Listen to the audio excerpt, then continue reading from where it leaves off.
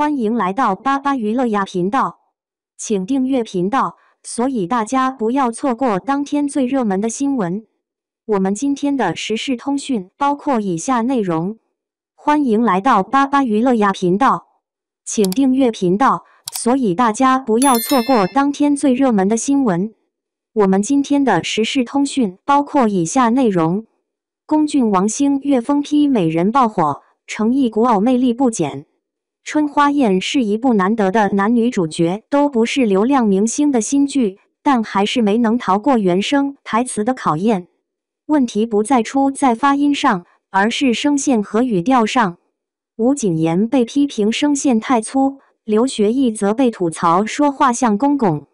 按说这剧男女主角的设定都在两人的舒适区内，内娱复仇的高手还是那个味道。但疯批男配专业户刘学义转正成男主后，这次就不那么自在了。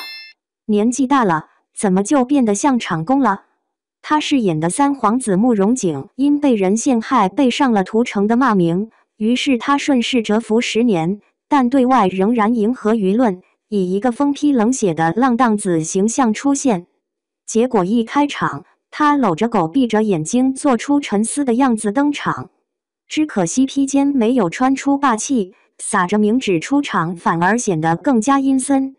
按说这个角色前期应该挺有病娇的感觉，但顶着那样的发型，用慵懒的语气演得像是在打瞌睡，很容易让观众把他归类为阉党。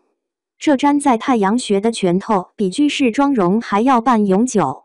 病娇型角色对于现在的年轻演员来说，是不是有点难？一不小心就容易演得不自然。然而，现在古装偶像剧中的男主角已经普遍出现了娘娘腔的倾向，聚在一起简直可以办一场娘娘腔男星大赛。如果回溯10年前，娘娘腔的风气就已经在古装偶像剧中盛行。第一个引起争议的代表就是张翰，他穿着撞色丝绸睡衣，用毛笔当眼线笔，画出了4条粗眉。一看就知道这个人不太正常。再看《花千骨》里的6届第1美男沙姐姐，最特别的气质往往只需要简单的披头散发加上美瞳。然而，现在的惊悚风格大多带有一种浓厚的化妆气息。《墨雨云间》中的王星越，画着全剧最精致的眼妆和最长的眼线，阴柔之气几乎都从眉眼中流露出来。穿着红衣，摇着扇子登场，就像复仇剧中突然出现的雨化田。不过这还算符合原著中男主角爱化妆的设定，现在的古装剧男主角大多妆容各异。柳州记里的张晚意，脸上抹了厚厚的粉，看起来就像随时要上台表演的旦角。罗云熙被人体彩绘后，好像在他脸上倒了一整盒大地色眼影，整个人看起来暗淡无光。在他本就瘦削的脸庞和身材上，这样的浓重妆容显得过于复杂，这是在用快乐的场景反衬悲伤吗？即使罗云熙的颜值再高，也难以承受这样的妆造。像刘宇宁这样眼睛细长、下巴尖锐、长相带有些阴柔气质的男演员，特别需要妆容和造型的加持。穿上飞鱼服，微微眯起眼睛，就像一个受了委屈后暗自憋屈的太监。更糟糕的是，在一念关山中，他的形象突然变得像老鼠。过紧的头套让他不需要像张翰那样画厚重的眼线，就能勒出4条眉毛的效果，也让他的眼睛显得更加细长和阴柔，成为内娱古装剧中第一个白面书生。因此，当他和刘诗诗拍吻戏时，惊悚程度不亚于看到苏菲和甄嬛合拍大型伦理片《橘子绿》了。而本身长相偏秀气的小生，一旦画上浓妆也难以幸免。比如《云之羽》里的程磊和田佳瑞这对姐妹，被多少人磕成骨科。也是，到了郭敬明的镜头下，哪有不出戏的？可为什么同样是阴柔气质，有的被嘲，有的却被夸？其实阴柔气质大致可以理解为柔弱感和阴气。一方面，柔弱感容易让人联想到低眉顺眼、缺乏传统男性气质的公公形象，人们常用带有贬义的词“娘娘腔”来形容，实际上是指外表上的柔弱。不适合角色的外形、妆容和仪态都会加剧这种柔弱感。比如罗云熙从被夸有芭蕾舞功底给古装扮相增添仙气，再到后来对仙气的病态追求，在《长月烬明》里具体表现为喜欢转圈圈，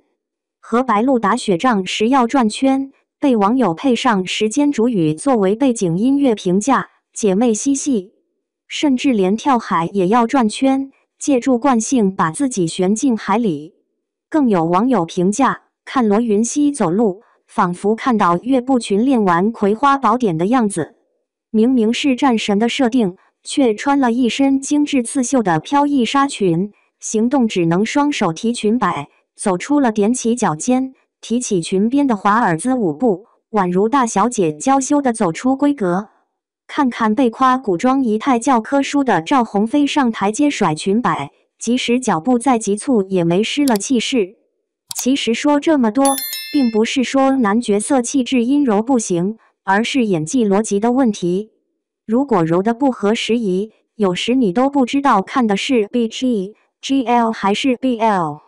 与军歌里，程毅演一个傀儡扫地，打猎时突然发现女主误闯进山林，这里的反应理应充满戒备和威严，甚至有些被打搅了兴致的愤怒。但他整个姿态太虚弱娇媚了，完全冲淡了身为皇帝的威严。漫不经心地高昂着头，上下打量的眼神倒像是在和女主比美。春花宴里，刘学义演的三皇子装成无意夺权的浪荡子，与陈楚河演的庶出太子搞权谋，却演成了断背山。一个眉目传情，一个会意甜笑，剧情也没说亲兄弟会变成骨科啊。高手过招，眼神拉丝，拉着大哥的手撒娇，本来是想让他放松警惕，结果却把伪装的深沉演成了暧昧的诱惑，大哥眼看就要把持不住。罗云熙饰演的病娇角色，让人怀疑是不是有了单改后遗症。但台烬原本是一个从小因魔胎受尽欺凌的可怜稚子，瘦弱又脆弱，原本以为能重现当年润玉的美貌和悲惨，但看到他被欺凌时的眼神，更像是在自怜而不是委屈。美强惨的魅力在于让观众心疼，但如果沉溺于自怜，就显得有些矫情。霸凌者让他捡起被踩碎的糕点吃下去，正好中了他的计，但这运筹帷幄的眼神怎么看着这么暧昧呢？仿佛对面是他心上人，送来了亲手做的蛋糕，掉在地上也吃得心甘情愿。这种眼波流转间的情感，小时候在女妖精看唐僧的眼神里也见过。看来看啥都深情对内于小生来说并不是什么好的营销词，确实容易引起误会。其次，场公的形象带有一定的权势和武力值，代表城府狠辣、诡诈，自带高段位玩家的压迫感，有一种致命而迷人的危险气息。不过，有的演员演得并不聪明，比如《宁安如梦》里的张凌赫，故意装出阴险的样子，把疯批男主演得像小人得志的宦官，嘴角一撇，眼睛一斜，透出一股大佐的味道。有的则把阴气演成了轻浮。《长月烬明》里，女主跳舞被认出来后，罗云熙那嘴和手不知该往哪放的反应，显得猥琐且沉不住气。即使是武生出身的郑业成，在祝清豪里一出现丫头，还拿不下你的眼神，也瞬间变得油腻。你可能认为阴气是因为女性特质过于明显，男性特质不够，其实正好相反，是因为过度的负面男子气概。刘宇宁在还没变得蜀话之前，在《长歌行》中饰演了一个服务型角色，是魏浩都，与赵露思有 CP 感。他在人前是严肃冷酷的杀手，只有在面对公主时才会流露出温柔的眼神。他努力克制着自己的情感，显得有些笨拙，但整体给人的感觉很真诚纯净。相反，当他扮演那些高富帅角色，特别是被刘诗诗倾心的美男子时，气质就变得有些庸俗了。一姐嫌弃到闭眼的表情不像演的。美男子的形象让他背上了包袱，开始端起来，演技也变得拘谨。别人用嘴巴演戏，他却乱动眉毛眼睛，一个字要配上一个表情，硬生生把调情演成了贼眉鼠眼的性骚扰。这种违和感其实是不够聪明却又故作聪明的表现，一个是真强，一个是装强，对手戏的张力都起不来。而志在必得的阴柔气质本身并不可怕，也不是所有的阴柔气质都如此恶劣。比如王星越的出圈作品《墨雨云间》中的肃国公，他身上的阴柔气质反而让夺人妻的角色更有魅力。妆容精致，说话拿腔拿调，却始终以上位者的姿态自居，阴柔气质便增添了潜在的神秘危险感。秉公办案却被家属找上门，他从容应对，反而透出一股身居高位的压迫感。被对方用两朝功勋的身份威胁时，他抬眼时眼皮微颤，眼中闪过一丝权威被挑战的愤怒。面对女主角，尽管欣赏她的才华，但她的眼神仍透露出上位者的姿态。但因为深情宠溺，才有了苏感。除了他目空一切。长乐曲中，丁禹兮饰演一个让人闻风丧胆的白无常，阴柔气质也为他草菅人命、喜怒无常的人设增添了一股狠劲。庆余年中梳着羊驼头的二皇子李承泽，虽然是个有实力的野心家，却因为先秦淑女不圈了不少粉丝，还被网友戏称为二姐姐。但那股阴柔气质也为他的冷静疯狂增添了色彩，意外成就了一个颇具喜感的傲娇反派。这些角色的阴柔气质是隐性的，他们都有身为上位者的威严，这种精神上的阳刚足以掩盖外表的柔弱，反差感十足。按理说，过重的阴柔气质似乎会削弱角色的性魅力，因为它让人联想到的要么是传统公公自轻自贱的奴性气质，要么是有一定权势的宦官，也不被视为完整的男性。但实际上，阴柔气质和性魅力并不矛盾。男星身上的阴柔气质并非劣势，即使饰演没有男性特征的真宦官，其魅力也可以是去性别化的。比如魏嬿婉的绝域忠犬、尽忠公公。很难想象一个宦官也能成为紫禁城掌握性张力和 CP 感的神。虽然身为太监，但他的奴性不强，只要不在主子面前，腰杆立刻挺直。他有上位的野心，在扶魏嬿婉上位前，眼神里就有掩盖不住的征服欲。即使扶魏嬿婉上位后，他也敢对她做出一些逾矩的举动。在这段关系中，他从不把自己当奴才，而是当成一个完整的男人。这个角色的魅力不在于他有多阳刚的男性气质，而在于他有野心、有欲望、有人格魅力，因此显得鲜活。另一个迷人的宦官便是西厂厂花语化田，举止优雅，但手段狠辣，外表阴柔，实则内心依然住着一个父亲，遵循着父亲的逻辑行事。权倾朝野，仍野心勃勃。他的阴柔气质使他身上存在一种强烈的动物感，充满危险和野性。即便是真宦官，也有很强的气场和力量感，不因身体缺陷而虚弱。近年来，阴柔型 King 男主更容易受欢迎。